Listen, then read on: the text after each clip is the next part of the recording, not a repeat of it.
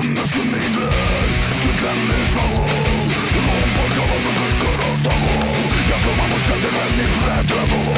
Sevgim mahvolum, sen de içimde.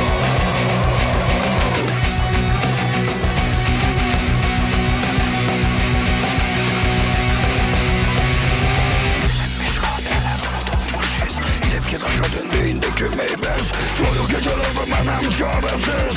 Seni gördüğüm benim gebersiz.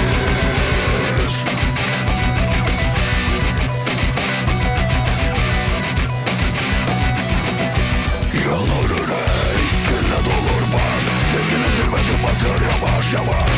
Tarbeder yazılar kalbime uyumuş. Sevgiden yazıldım sen ettin korkmuş.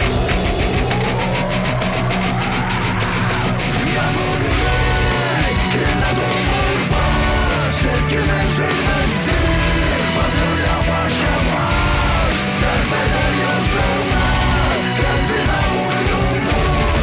Sevgiden yazıldım.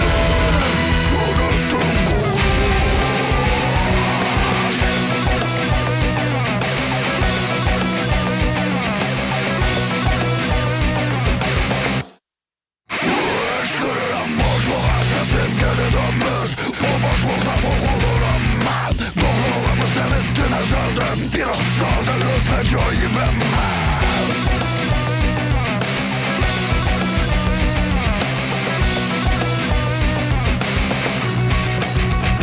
Yanır ürey, kirle dolur baş.